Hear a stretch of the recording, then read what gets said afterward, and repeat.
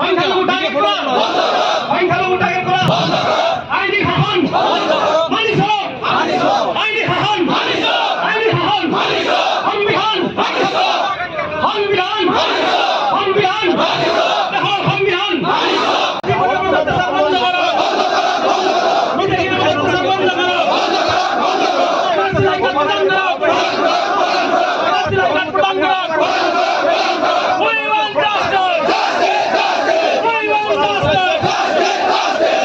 এই জাতির এই দুর্দিনত আমি আমার মাজত আমার বিভিন্ন সংগঠনের মতাদর্শ বেলেগ হলেও বিভিন্ন জনের সংবিধান বেলেগ হলেও আমি জাতীয় সমস্যার ক্ষেত্ৰত জাতিটোৰ এই দুৰ্যোগেৰ সময়ত আমি যে একেলগে একেটা প্লেটফৰ্মৰ তলত থিয় হৈ আমি প্ৰতিবাদ সাব্যস্ত কৰিব পাৰিছোঁ মই ভাবোঁ যে আহিবলগীয়া দিনবিলাকত ইয়াৰ সংখ্যালঘু ৰাইজৰ কাৰণে এটা শুভ লক্ষণ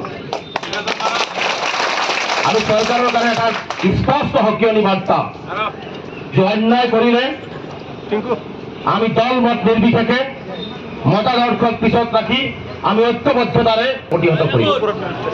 তাৰ বাবে যিমান দূৰ শক্তি প্ৰয়োগ কৰি হলেও গণতান্ত্ৰিকভাৱে আমাৰ আন্দোলন আমি কাৰ্যসূচী আমি গ্ৰহণ কৰিব লাগিব আমি কোনো বিদেশীৰ পক্ষত নহয় আজি সংখ্যালঘু সমন্বয় ৰক্ষী সমিতি আমি স্পষ্টভাৱে সংবাদ মাধ্যমৰ জৰিয়তে অসমবাসী ৰাইজক ভাৰতবাসী ৰাইজক অসম চৰকাৰ আৰু ভাৰত চৰকাৰক ক'ব বিচাৰিছোঁ যে আমি কেতিয়াও বিদেশীৰ পক্ষ লোৱা নাই 1971 চনৰ 25 মাৰ্চৰ আগৰ কোনো ভাৰতীয় নাগৰিকৰ গাত হাত দিলে আমি মানি নলওঁ সংখ্যালঘু টাৰ্গেট কৰা আইনি শাসন মানি চলো আইনি শাসন আইনি শাসন সংবিধান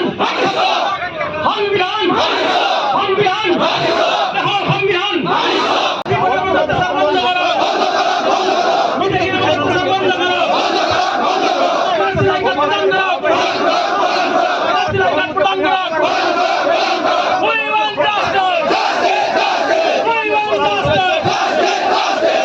এই জাতির এই দুর্দিনত আমি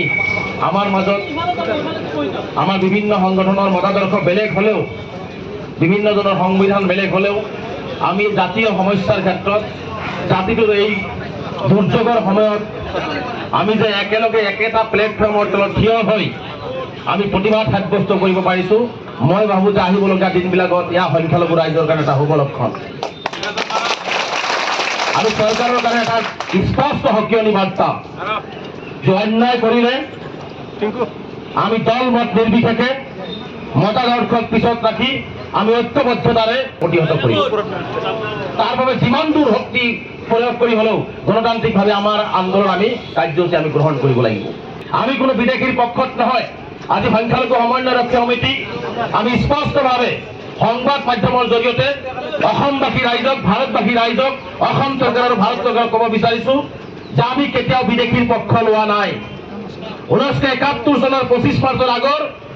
কোনো ভাৰতীয় নাগৰিকৰ গাত হাত দিলে আমি মানি নলওঁ